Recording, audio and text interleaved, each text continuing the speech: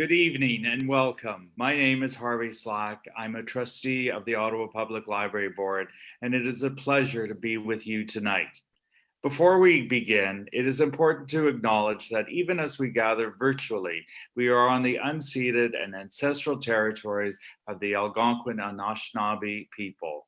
We honor the contributions of all First Nations, Inuit and Métis, their elders and their ancestors, and recognize their precious contributions past and present. Thank you very much to our partner in organizing this event, the Ottawa International Writers Festival. This evening, we are lucky to host a conversation between celebrated author Darrell J. McLeod and the CBC's Sheila Rogers about his new memoir, Pe Ya Cow, Reclaiming Cree Dignity. Ma Maskach, McLeod's 2018 memoir of growing up Cree in northern Alberta, was a publishing sensation. It won the Governor General's Literary Award for Nonfiction and was shortlisted for many other major prizes. Like you, I can't wait to let the conversation get underway. However, I would be remiss not to remind you of another author event coming up on Monday, April the 12th. Mark your calendars for a discussion with renowned climate scientist Michael E. Mann about his book, The New Climate War, The Fight to Take Back Our Planet. You can visit the Ottawa Public Library website anytime to find out about other inspiring programs and to access a wide range of library resources and services online. It is now my pleasure very much to introduce Mr. Sean Wilson from the Ottawa International Writers Festival to say a few words. Thank you and have a great evening. Merci et bonne soirée. Thank you, Harvey. Good evening. I'm also broadcasting from the unceded and unsurrendered territory of the Algonquin Anishinaabe, and I am so thrilled to welcome you all to the Writers Festival's 2021 virtual season and to thank our friends at the Ottawa Public Library for their ongoing collaboration. As always, I want to thank you for supporting authors and booksellers through these difficult times. Our official bookseller is Perfect Books on Elgin Street, but I know that wherever you are right now, there's an independent bookseller nearby who would be more than happy to sell you some great books. Our spring season continues into June, and it's all available online at writersfestival.org. So all you need to do to connect with some of the world's most acclaimed authors is click play. If you enjoy this event or any of our virtual programming, please consider making a charitable donation. Your financial support will allow us to continue to bring you the world's most interesting authors and thinkers, even as we face the sad truth that COVID seems to be picking up steam again, even as we enter year 2 of the pandemic. I think I can speak for everyone when I say it's been a struggle, that we're all suffering, that this distance, this fear, the loss of loved ones, the lack of human contact, the loss of community, and the loss of the simple miracle of a hug, a hand on your shoulder, eye contact, are taking a heavy toll. That's why I am so grateful to be welcoming Sheila Rogers and Darrell McLeod to our virtual stage. Tonight, we're in the company of 2 beautiful humans who confront their struggles openly and with compassion, 2 people who understand the strength required to be vulnerable. We know that we can only heal if we face the past and do the work required to build a better future. 2 brilliant hearts whose honesty and integrity remind me that where there is life, there is love, and where there is love, there is hope. Sheila Rogers is the host of The Next Chapter on CBC. She's a champion for Canadian authors and an ambassador for empathy.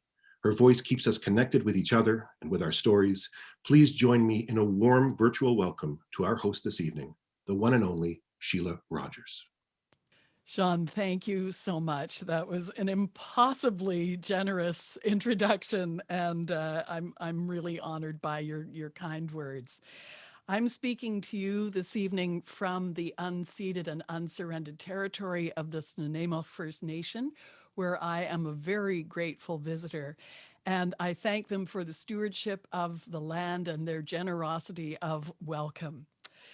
I'm really thrilled to be speaking with Darrell McLeod this evening. Harvey, you did a wonderful introduction to Darrell. Piagao continues Daryl's story, reclaiming Cree dignity. This book follows Daryl through his adult life, and he dedicates his career, as Sean said, to improving the lives of Indigenous peoples through education, treaty negotiation, international relations. We witness Daryl's professional successes and his challenges, his personal sacrifices and his discoveries, and the ongoing effects of his family's traumatic past, with the tentacles of which extend into the present. What we witness is the growth of a wonderful human being. And I'm very glad once again to be able to speak with Daryl McLeod, who is with us now from Puerto Vallarta. Welcome, Daryl. Thank you. Hi, hi. So Muchas nice. gracias. Yeah. That's something I learned about you through this book. You speak many languages and wonderfully, I understand. Several, French, Spanish, English, and Nehio, Cree. I'm not fluent in my own language, which is sad and ironic, but I love it and I'm learning it and I'm determined to become fluent in Nehio too before I die. Daryl, if you were a less creative person, you could have called this volume Mama Scotch Part 2 or Volume 2 because of all that you've managed to do in your career and your life. And really, I wanted to say Mama Scotch so often because it means it's a wonder. And so often, so many things happen that are wondrous and surprising. Why did you decide on Piagao, Walking Alone, as your title? It occurred to me that that should be the title as I was actually writing the stories. That Piagao is structured in a very similar way to Mama Scotch. It's a series of interconnected short stories, as you know, Sheila. And as I was working through it, it just came to me that it had to be Piagao because in so many of the scenes, in each different context, I was alone. Daryl, the character, was alone. In his work life, in his personal life, in performing music, alone at his piano on Saturday mornings, singing alone. So much of it was travels alone. Yeah, so it occurred to me. And then when my great grandfather I had him use that word in a dialogue in the final chapter, I knew that was the title. It's a wonderful word. And I see you walking alone through so many stages of your life, except I feel you're also not ever alone. Your ancestors are with you all the time. Absolutely, they are. I'm so fortunate that way. And I think we all have that blessing, but not all of us are in touch with that blessing and aware of it. And so there's that constant company. And unfortunately, I've lost, as you know, from reading Mama Scotch, so many really close loved ones from my immediate family that they accompany and strengthen me as well on my path. My sister Debbie, my mother, of course, and my father, and my aunts and uncles and grandparents. But I've also been accompanied, Sheila. I mean, in some senses, I feel guilty. And as you read Piagao and see some of the beautiful people who have accompanied me at different stages of my life, I almost felt guilty saying that I walked alone, because it doesn't mean I haven't been accompanied. I have been in very rich ways by wonderful, wonderful people. But there's no one person that shared more than sort of one aspect of my life at any given time. So there wasn't any one of my dear, beautiful friends who shared like more than maybe 40% of my life. Daryl, your memoir begins with an imagined meeting in northern Alberta between two young men in 1899, just after Treaty 8 was signed. And it seems that you are one of the young men. And you've come from the future to talk to your great-grandfather, your Mosham, about the suffering that lies ahead for your family and for Indigenous people. Why did you choose to start your book in this way? I felt I had to set the stage and start at the very beginning. My book both books really cover, one of the, perhaps the biggest theme is the rapid and brutal colonization that happened to my people. And when I say my people, I mean the people of the Nehiyawa Cree people around Lesser Slave Lake in northern Alberta, Canada. Because colonization happened in different ways at different times to different Indigenous people, including different Cree people. And so I thought it was really important to start at the very beginning of where our crisis started. Because prior to that time, I don't want to paint a panacea or too idyllic a scenario, but in many ways it was idyllic and marvelous. People were living, like my great grandparents, for example, lived to be in their 80s and 90s and lived healthy, full lives until their 80s and 90s. That was my great grandparents. My grandparents didn't live quite as long as that. They would have lived into their 60s and 70s. My parents, my dad died at age 28, my mom at age 57. My siblings, unfortunately, a couple at age 31 and one at age 48. And so you get the idea. It was rapid and brutal, and we're still feeling the effects several generations in. But also, Moshom to me, my great grandfather, Moshom just means grandfather in Cree, but that's all we called him. We called him Moshom. And he was, from the time I was a child, was a mythical character to me. He only spoke Cree. He didn't speak any English except maybe the occasional word.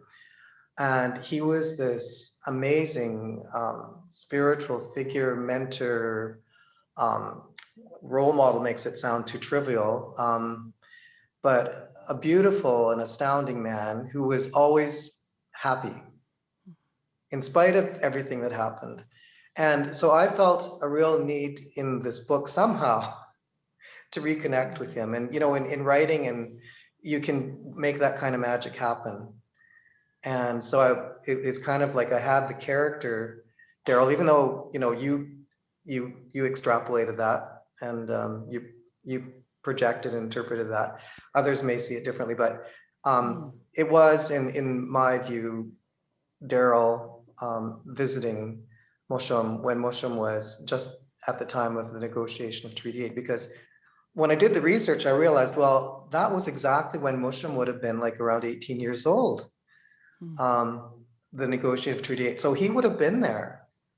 And so I put everything aside for 6 months just to research, to read notes from clerks who were clerks to the commission, official commission documents, anything I could get my hands on. For 6 months, I researched it. And I worked just on that chapter for 6 months. It was, for me, the experience of writing that chapter was one of the most moving experiences of my life. And even talking about it now is incredibly powerful, that meeting with Moshom as a young man. Did Moshom appear to you in dreams as well, Daryl? Yes. The final chapter of the book is based on two powerful dreams. And they were the kind of dreams that I just knew I had to write about them. And I woke up in the middle of the night and I keep a pad of paper and a pen beside my bed. And I knew I had to write these ideas down, because the first one was the birthday party, where all of my family came to my birthday party. And I have to admit that possibility was open to me by reading Gabriel Garcia Marquez's book, 100 Years of Solitude, Cien Años de Soledad, because he keeps people alive, the characters alive, for 200 years. And I think that opened my mind and my psyche, my subconscious, to think the same thing could happen with me. And so the first dream was the birthday party, which is captured, I think, quite well in the last chapter. And the second part was Moshom building a boat and taking us away in the boat. It's lovely, and it felt, I don't want to call it magic realism, because it felt real. It felt so vivid. It felt like you were really experiencing this and telling us about it, so that we were experiencing it as well. And there was a lot of really wonderful food at the birthday party. food runs through this volume of your life like a wonderful woven thread. And Absolutely. I have to tell you, I hope you get to the Woody Point Writers Festival. I love the Ottawa International Writers Festival, but I know there's a real fellowship because there's a book club there. And what they do is they take the food in a book and then they host the author and they serve meals from the book. Oh, wow. And there's a lot of moose around Woody Point. So you'd get your moose nose. Oh, that would be amazing. And tongue and dried meat. Oh, that would be phenomenal. And great fish too, of course. But Yeah, were you aware of all the food as you were writing? absolutely. My editor, is amazing. The editor that was assigned by Douglas and McIntyre, who was assigned, Barbara Pulling, Mm. actually um, suggested I cut out some of the food scenes. Said, Daryl, this is not, a book about cuisine or a gourmet book or a foodie book. And so I actually cut some parts about the food out. Mm. But yeah, I've been my mom was a real fanatic about food.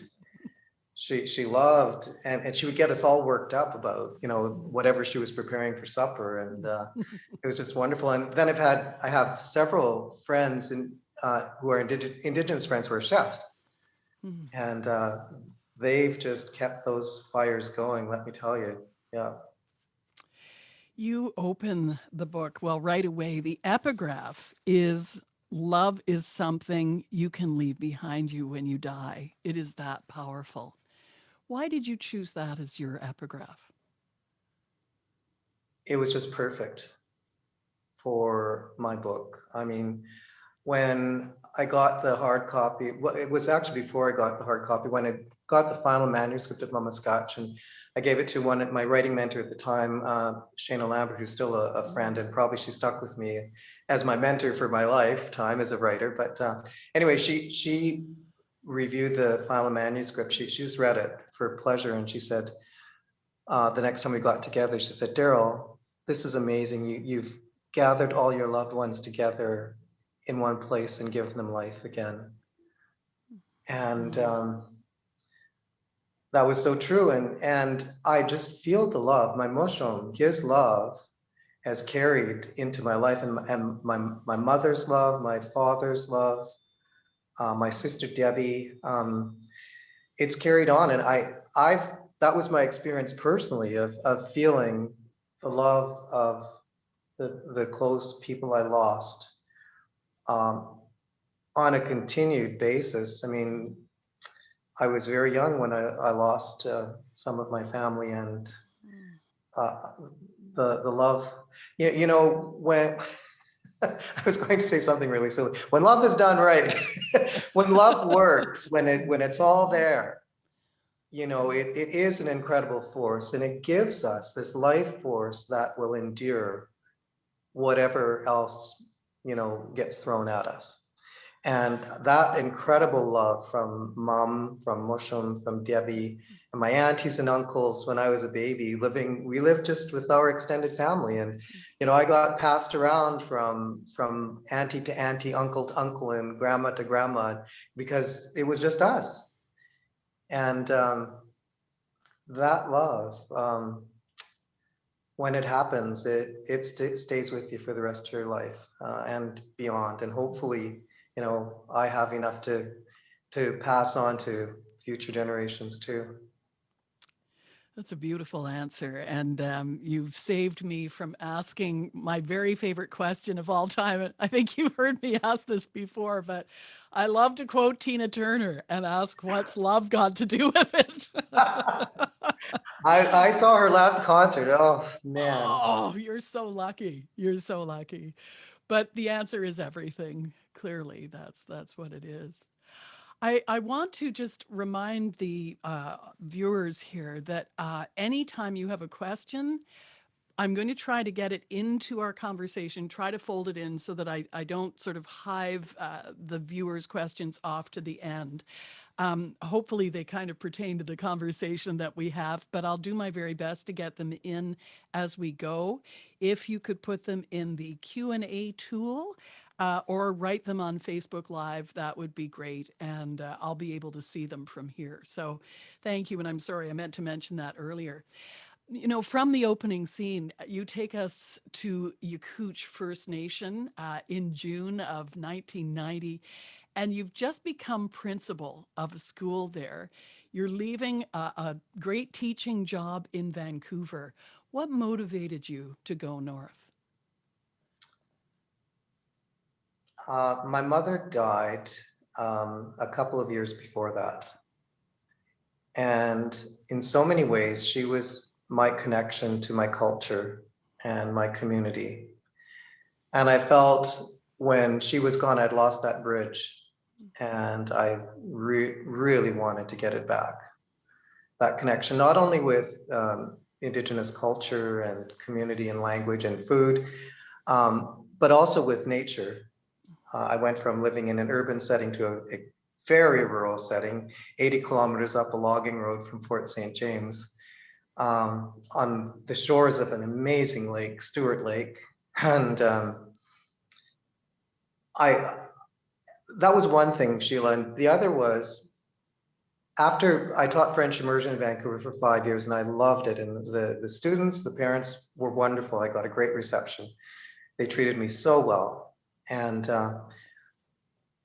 but I really needed to get back to community, to an Indigenous way of life, and to living kind of in an Indigenous context day in and day out.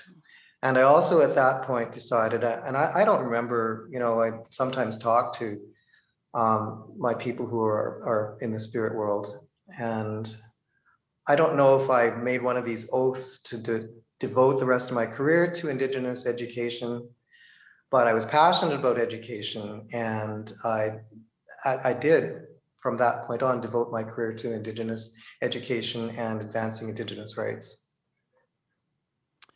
What did you think of Yakutsk when you arrived? Oh, we were talking about love earlier, and I don't want to, overplay that word, but I just fell in love with the people and the place instantly. And I think it was pretty reciprocal. I felt wonderful love from the people there. They're beautiful people who have stayed living close to the land, who have maintained their culture and their language, and live in isolation, a very small community without a lot of external support or external interest in their welfare. But I also saw the devastation of the impacts of I think it would at that point would have been 4 or 5 generations of residential school, where that community, unfortunately, in Mamaskatch, you saw where my mom and my aunties broke out of residential school and didn't get taken back because the nuns were afraid to bring them back. In Yakutsk, unfortunately, a lot of the people there had stayed in residential school for probably anywhere from 5 to 10 years. And it had a devastating impact on sort of the interfamily connections, and the parent-child relationship, the grandparent-grandchild relationship. And the natural instinct of love and loving children was obviously there in powerful ways. But some of the habitual things and traditional child rearing practices of the Yakutsk people are Dakelh people. Their English name is carrier people. They're from that culture group, and they speak Dakelh. And their culture was very strong with that particular aspect of the child raising and family building aspect of their culture had been really undermined severely. And they were struggling to get it back. And they were working very hard at it and were determined to get it back. And I was fortunate to be in a position where the school district, the First Nation, asked the school district to take over 2 community schools, and one of them is Yakutsk. And they kind of gave me carte blanche, which was absolutely wonderful. So I was able to let the community use the school as a tool to strengthening the culture, even though I was only there for a very short time. After Yakuche, you moved to Salmon Arm, British Columbia, to develop college-level programming for Indigenous students across BC. You were the director of the Native Adult Education Resource Center. That's right. Yeah, Good for you. there's an acronym there. I try to avoid them. But how much were those early years of working with Indigenous education a kind of awakening for you, Daryl?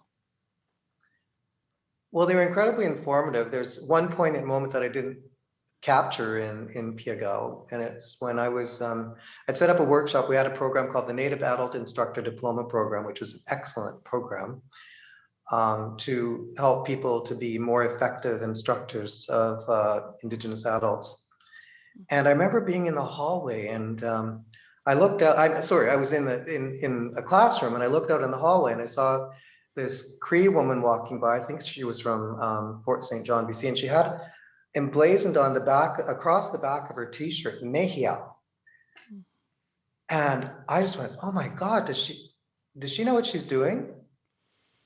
You know, she's putting herself out there as being Nehia like that. And then it was an amazing awakening for me. I thought, well, yeah, we should be positive and happy and proud.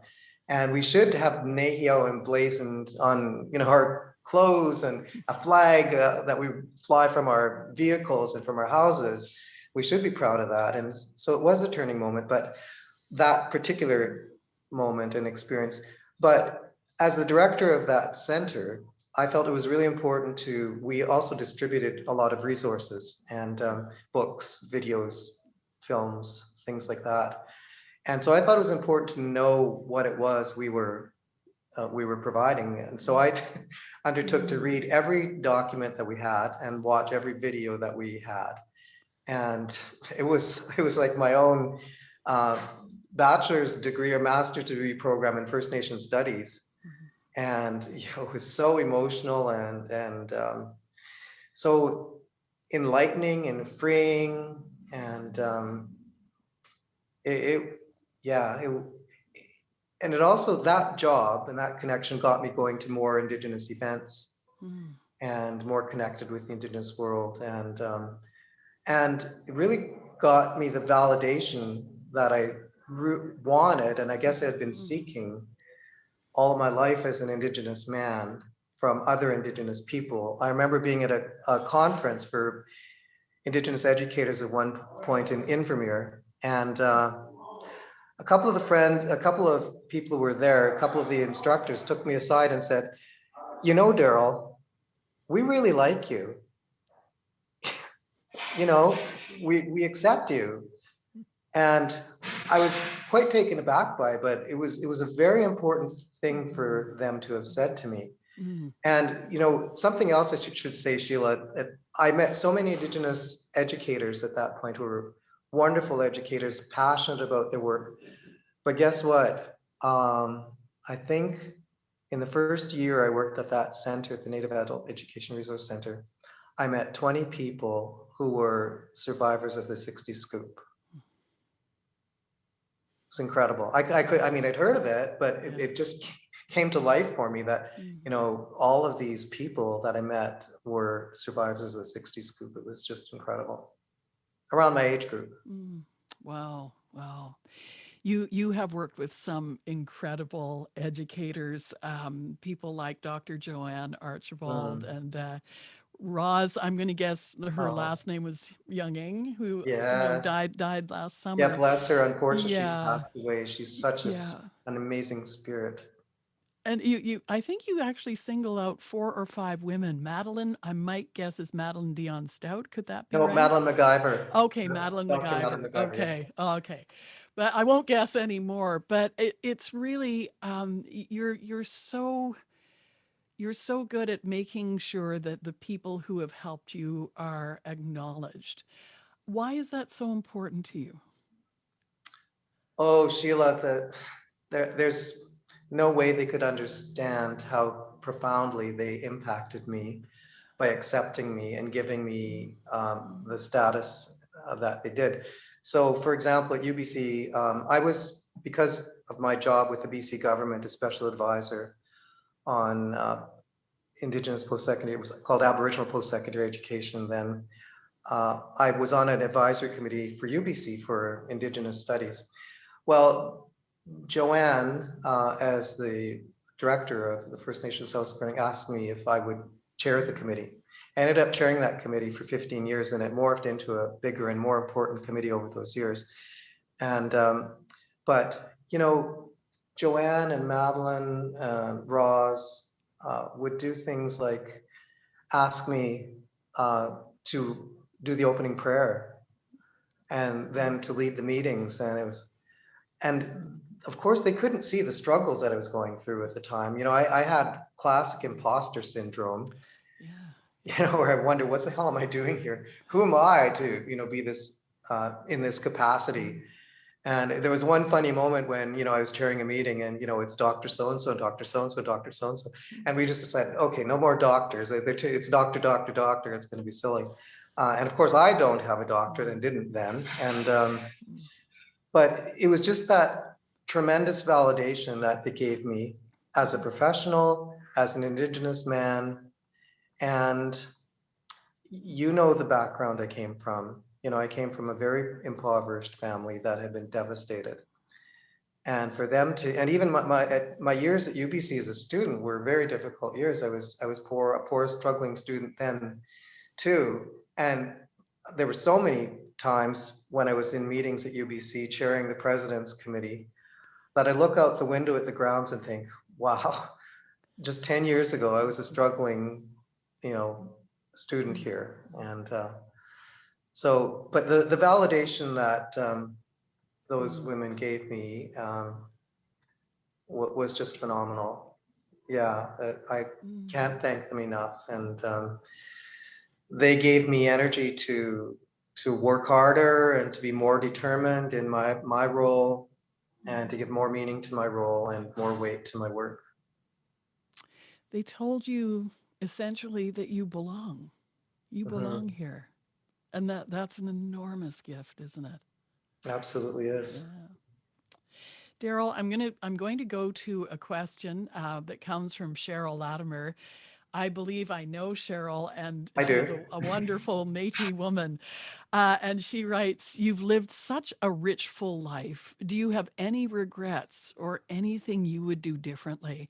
And Cheryl adds, "I admire your drive and determination and the ability to take the doors opened to you." Cheryl, wait till you read this book.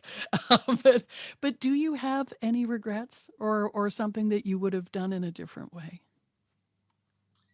Yes, I would have probably tried to play a more convincing leadership role in my own family.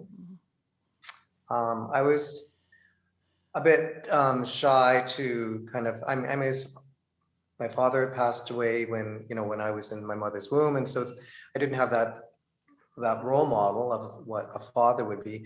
And I was really reluctant to try to lord any authority over my family in any way, shape, or form. But as a young man, I think I could have played more of a leadership role in my family. And, you know, but in retrospect, it's really easy to think that. I would have got more education. I've done pretty well maxed out on what I've gotten good mileage out of the education that I have, but I would have gotten more. I definitely would have gotten a master's degree at least. And I probably would have started taking music seriously much earlier in my life. I'm sorry I didn't take it more seriously earlier on, for sure. And I would have worked harder at becoming fluent in Cree. I would have been determined. Although, you know, it's hard. I search for resources. Every time I go to Alberta, I would go visit First Nations like Blue Quills College, and they gave me some wonderful resources. And, you know, I go back to BC with my resources and I listen to tapes and study books. But when there's nobody around to converse, it's really hard. I sound like I'm making excuses, but anyway, I would have learned Cree. I would have made sure that I had become fluent in Cree and maybe in another Indigenous language as well. Daryl, there's a question, and I think it's quite aspirational, from Lisa Gregoire, who says, Daryl's an amazing singer. Would he care to sing us a song, perhaps at the end of the chat? I've done it before. I've done it for a few of these Okay, things. I'm So gonna. yeah, I'll I have keep a my theme eye on song the right clock. now. So You've got what? Sorry. I have a theme song in my life right now. So I Do usually do you? have one, but I have a new one that's come to me recently. So yeah, I'm going to try to back time our conversation, as we say in radio, so that maybe we can hear your theme song. Would that be okay? that's fine with me. Sure. All right, Lisa, thank you. And not unrelated, this is a question from Jenny, who says, has Daryl made any audio recordings of his work because he has a wonderful speaking voice? Ah, well, I was invited to audition for the audible version of Mama Scotch, but I declined it because I was so busy working on Pia Gao Mm, that I would have had to down tools for probably a month and then spent that time in either Montreal or New York, I guess. And I've never done that before. So I declined it. mm, And maybe in the future I will, I don't know. mm. But I have audio tracks and videos on YouTube of my singing, Mm. for sure. There are 4 YouTube videos up of me working with the band in Victoria and with the band here in Mexico. That's great. Your sense of Pia Gao, of walking alone, seems to be a thread in a lot of your work. Perhaps no more so, though, Daryl, when you were a senior negotiator for the federal government in the late 1990s. And your team, along with a team of negotiators from the British Columbia government, negotiated a modern treaty and land claim with the Nuu-chah-nulth people on the west coast of Vancouver Island. You describe feeling resentment from all 3 sides during these negotiations. What made you feel that way? Well, I would say, first of all, I would modify that a little bit. Mm, I did feel resentment, particularly from the provincial government yeah. representatives, and I still don't understand that to this day. I think they thought I was too much of a bleeding heart. And there were a lot of people, both on the provincial side and on the federal side, who assumed that I had a conflict of interest because I'm Indigenous. Mm, And I kept telling them, I'm Cree from Alberta, from Northern Alberta. I have no interest vested in lands or resources or ownership of those in British Columbia on Vancouver Island. I don't have a conflict of interest, but they still thought I did. The chiefs and the negotiators with the Nuu-chah-nulth showed me much less resentment than the other parties. They knew why I was there. And we actually had fun with it sometimes. For example, the first fisheries meeting, I arrived early and the representatives from the Department of Fisheries and Oceans weren't there yet. And so the Nuu-chah-nulth played this trick on them. They sat me in a row with their negotiators. And when the officials arrived from DFO, they said, okay, identify your negotiator here. It was quite funny. And we had so much fun, such great acceptance, and they tolerated my humor. I threw humor when the going was getting really tough. I threw in humor and I threw in food. When that table, the Nuu-chah-nulth, when I got hired to work on that at that negotiating table, it had gone off the rails. And there was open hostility between the provincial representatives and the federal representatives and the Nuu-chah-nulth representatives. And our traditional way as Cree people, and I'm pretty sure that I thought the Nuu-chah-nulth would be very similar, is to share food. Many cultures have that. And so I asked for the approval of the more senior officials in government if I could have a meal, if I could set up a Christmas lunch with the Nuu-chah-nulth, with all 3 parties in the same room at the same time, all the teams. And I had to get approval because that's a pretty expensive meal, but I got approval, and it was, that meal really did help turn the page and get us on a more solid track for sure. And from then on, we shared meals together and visited. But within the federal government, there was resentment in different ways. People respected me; they respected my abilities and my work. I was, pretty damn serious. I mean, people used to tell me, you just come in and you go into your office and you work. Like, you don't get mixed up in the office politics and you don't spend time at the water cooler. And I said, yeah, well, I'm here to work. I'm here to do what I need to do. And And I truly believe the chiefs knew. I became friends with many of them and lifelong friends with some of them. And, there were initiatives, I took them seriously, and I was able to, for example, we had a time where we were doing interim measures, and the other negotiators are coming forward with initiatives like for $75,000 and $50,000. Well, the Chow gave me a proposal for $15 million, and I worked it through, for a fisheries interim measure, and I think it was 50 million, yeah, and we got it approved. Wow. And Yeah. so I realized that early on in my time in the bureaucracy, the provincial government or the federal government, a person who cares about the issue, being at the right place at the right time, can accomplish amazing things. And the And result of those treaty negotiations, Daryl? well, that was a bit of a problem because the provincial government changed, and that wasn't the cause of what I'm about to say. But unfortunately, this is something I would do differently. We didn't send in the actual negotiators from the federal government and provincial government into the communities to consult with them in the approval space, the ratification process for the treaty. The powers that be in federal and provincial governments decided that we would leave it to the chiefs. And I truly believe that community members needed to have time face to face with me and other federal negotiators to ask us point blank, to stare us down and read us, see how sincere and honest we were, that kind of thing, how genuine the deal was going to be, and to deal with their misconceptions and the misinformation that they were getting from many sources. And unfortunately, the AIP was rejected by 8 of the 13 First Nations, but the 5 that accepted it, AIP means agreement in principle. And so the 5 that accepted went on to negotiate a full treaty, which is now in place as the Manulth Treaty. But the agreement in principle is where you're cutting the deal, where you're establishing the whole package of lands, ownership of lands, resources, self-government, all of that has to be set up in the agreement in principle. The actual negotiations finally were successful. Yes. Yeah. I think they always were. Yeah. We wrote on the coattails of the Nisga'a Final Agreement, which, I write about my minor role in that agreement in one of the chapters. But we wrote on the coattails of the Nisga'a Final Agreement. And there was unfortunately a backlash to the Nisga'a Final Agreement within government, particularly the federal government. Some folks, bureaucrats, not politicians, but at senior levels, took the approach of no way, no how are we ever going to repeat Nisga'a, because there were some elements of it, particularly the constitutionally protected right to a commercial fishery, that they hated.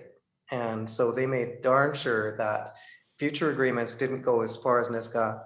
And that was a stumbling block, and there were parts of the mandate that were just not doable for First Nations. And like I said, there were all kinds of incredible miscommunications. I'm going to wrap a few questions together here, Daryl. Penelope wants to know where you find the strength and hope when you get discouraged about your writing. What keeps you writing?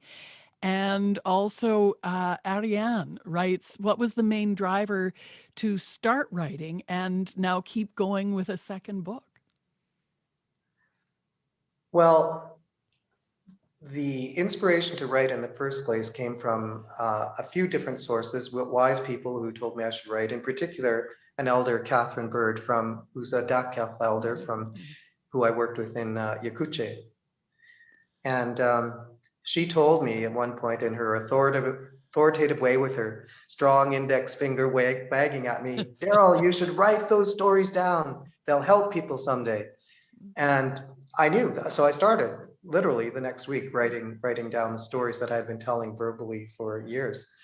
And then I took a course with Betsy Warland on writing memoir, because I knew I had to tell my own life story. And she is a genius and so inspirational, and a master at bringing along beginning writers, particularly who want to write memoir.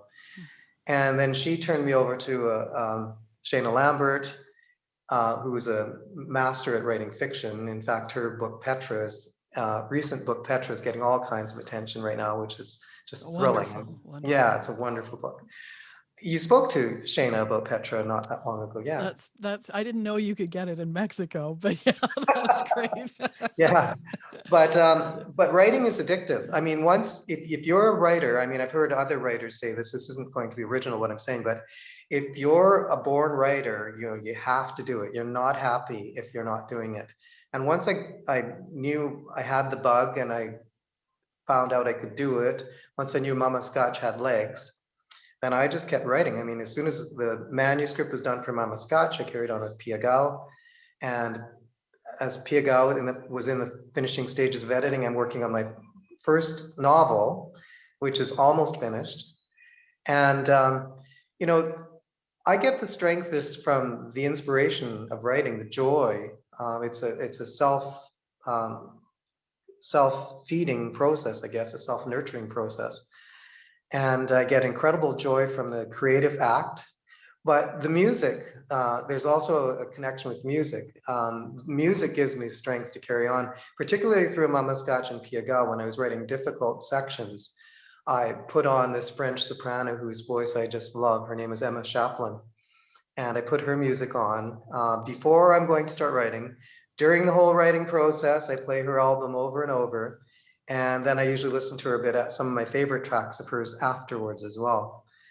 So Emma Chaplin was with me through the writing of both Mama Scotch and Pia Gao. And I still listen to her to this day. And you know, if I get discouraged about my writing, I just that music. And I should say the reading that I'm doing. Somebody said, and I don't, maybe you know who said this, but if you're going to be a good writer, you have to be an avid reader. Mhm. And I think in the last 4 years, I've taken that to heart, and I just plow through books, you know. And there's a really interesting interface that started happening with my reading and my writing. So every book that I've read in the last 2 years has impacted my current work. Mm. I know that Annie Proulx said that, the author of the Ah, Shipping News, but I imagine a lot of writers have said it too. But I think you're right. And I think just to stretch that a little bit, I feel that reading is like a kind of listening, especially when you're in the presence of a really gifted storyteller like you, Daryl. And no, I felt it. Your writing is very companionable. I feel almost sometimes you've got your arm around me and you're telling ah, me something. It's just it's just a great gift. And I would just Cheryl Latimer, by the way, says she's reading your book now, reading each and every word. And Donna Larkin has expressed gratitude for having Daryl in her life through the Puerto Vallarta Writers Group. There's a question that is, this is interesting because you refer to it in the book, not directly blue quills, but you did mention blue quills as we were speaking. What does Daryl think of repurposing residential schools to provide Indigenous education today? Can residential schools ever be spiritually cleansed enough to hold, lift up, and nurture Indigenous children? well, that's very difficult. I mean, each community deals with their residential school, Mhm, their local residential school in the way they best feel it's suited. mhm, Um, I find it personally, I've visited a number of former residential schools that have been repurposed, and I found it very hard. mhm, And I thought they were ghosts. And not all of us are really sensitive to those kind of vibes, I guess, but I was really troubled by the vibes that I got in a place that had been tremendously repurposed and reworked. So I think it's really hard. I think there is a kind of healing that can happen when a community takes control of their own education, apart from the building itself. And there's tremendous repurposing that happens there, and an empowerment and healing that happens then. But it's really in the act of the community taking control mhm. of the education of their children and adults. That's where the real healing is. I misattributed a question to Ariane. It was actually from Catherine Conrad, who wanted to know about the main driver to start writing and to keep going with a second book. Just a yes or no question. Was it hard to get started? No. Okay. All right. That's great. And Clark, thank you very much for your question. It's a great one about whether a school can be cleansed enough to nurture Indigenous children. Daryl, I'm always amazed at as I was following you through Piagao, you have a drive to be better and to make things better, not just for yourself and your family, but for other people. Where does that come from in you? Well, in another interview, I came up with an answer to a similar question, Sheila, that surprised me because I sort of answered it on the fly, but it came from the heart. And I truly believe this, that it's partly based on my experience with my Mushon, my great grandfather, and my grandparents, my uncles, my aunts, and cousins. I think there's such a thing as a Cree work ethic. I think it's in us culturally, and it's you carry your own weight, you help the people around you, and you make the world a better place.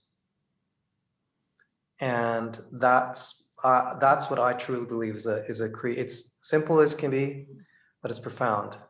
And I think we all have that in us. And Mom was certainly driven that way. My mushroom was, all my aunts and uncles, like I say, and my stepdad, Ned.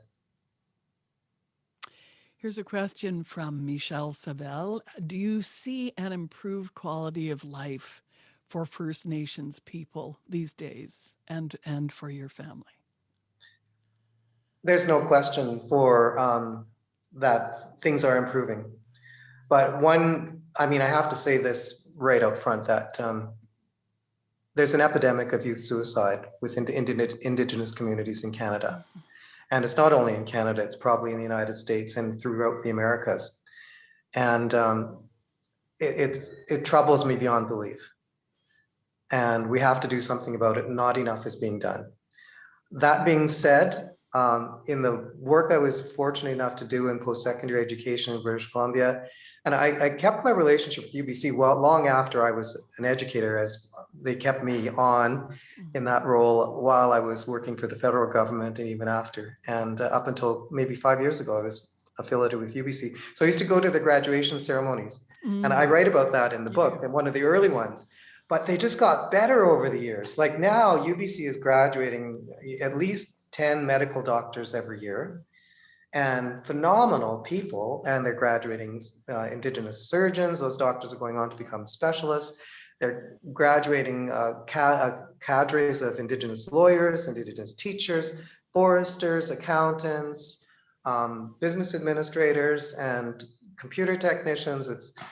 It's just wonderful to see. And you fall in love with each and every graduate that crosses the stage. Yeah. I truly do. I just want to, hug every one of them. They're just such beautiful, and you know what they've been through. Fortunately, families are getting healthier, and so the generation that are going through university now have had a lot more support than people in my generation did, and my parents' generation. So they're just to see these healthy, happy, thriving, energetic Indigenous young people getting an education is just, and it's not just young people, it's older, more mature people as well. And in terms of my family, many of my cousins are doing way better than cousins my age are doing better than their parents did in terms of health. Some of us will actually live to collect an old age pension, which our parents' generation didn't. And they have homes, which, better homes than we had. They have healthy children and grandchildren. My own immediate family, unfortunately, are suffering. My younger sisters are really suffering, and I'm really limited in how I can help them. And our family broke up when I was 10, and so they were younger. And there was so much incredible damage done. And so unfortunately, my immediate family are still suffering. And, a lot of my cousins are still suffering health-wise too, and challenged, but I think they're healthier than my mother's generation were, but not as healthy as Mushroom's generation was. or the generation when we still lived in the woods in northern Alberta, living off the land, and like until I was about 7 or 8 years old, without electricity, running water, but we were healthy and we were happy, and we're not back to that yet. 5 minutes remain. I feel like I'm in a baking show all of a sudden. Bakers, you've got 5 minutes.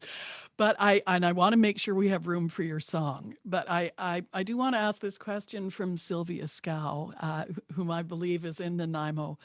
She's a And friend. I've met her as well. What do you think are the lessons that we're learning from this time, from the pandemic, from COVID? Oh, there are so many lessons that the things that we thought were important in life that drove us to rush around at a, incredible fast pace aren't as important as the basics, like taking care of each other, nurturing each other, rediscovering what the word love means. And for Sylvia, she'll get a kick out of this, to rediscovering how to like each other as well as love each other. And the joy that liking each other can bring to us, and the joy in little things like not taking for granted the beauty that we experience around us in everyday life, and just moving everything back down a notch, slowing things down, and really focusing on what's important. Andrea Walsh, who's also got a wonderful question for you, Daryl. It's about your reading, and she's got a number of questions, and I'm going to ask this one, which is the last one she writes. What's the title of a book that you struggled through and came away glad that you stuck with it? I guess she means reading. Yes, in reading, yes. Yeah. Well, it'd have to be Beatrice Culleton's In Search of April Raintree, because it it stirred my emotions so incredibly, because so much of what she was writing about, the sexual abuse, the psychological abuse, the family trauma, I had lived through that. So it was really, really difficult. And I knew every time, although the writing was beautiful and I love that book and I recommend it to anybody, I knew I had to have a box of Kleenex nearby, but it was incredibly cathartic and healing. So I'm glad I read it, and I would read it again. We have 2.5 minutes. Can you sing your theme song? I can. If my band were here, I'd tell them to strike it up, but I have to count myself in 2, 3. My theme song, my last theme song was Fly Me to the Moon. And it made it into the book. And so I guess I've been there. And so now my theme song is Blue Skies. So here we go. Blue skies smiling at me, nothing but blue skies do I see. Bluebirds singing a song, nothing but bluebirds all day long. Never saw the sun shining so bright, never saw things looking so right. Noticing the days hurrying by, when you're in love, my how they fly. Blue days, all of them gone, nothing but blue skies from now on. Nothing but blue skies from now on. Nothing but blue skies.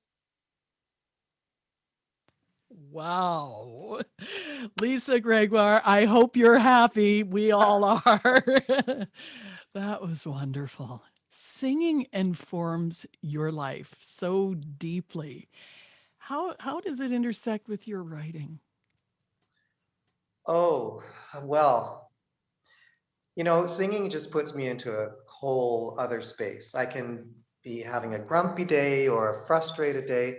And, if I sing for half an hour, and I sing every day, and I sing everywhere, hotel rooms, traveling through Asia, I was singing every day when I'm in Vancouver. In a friend's apartment, I ask if I can lock myself in the bedroom and sing, rehearse. But singing is so healing for me, I think, and it gives me the ability and the capacity and the joy to be able to write. and to continue to write. And, you know, and every once in a while, well, not every once in a while, I sneak in a lot of songs into my writing. It's wonderful. Thank you for singing for us. Thank you for this book, Daryl. Thank you for Mama Scotch as well. Pia Gal must read. Be well and be healthy, and just continue to radiate the love that you do. Great to see you. Kananas komitim, kitwam kawapamitim. Hi, hi. And thank you for your very wonderful questions. Some of this conversation will be broadcast on the next chapter, I'm very happy to say, and I'll try to get the word out to the Ottawa International Writers Festival and to Sean Wilson. Thank you so much for hosting us, and Daryl, vaya con Dios. Muchas gracias. Un abrazo. Thank you.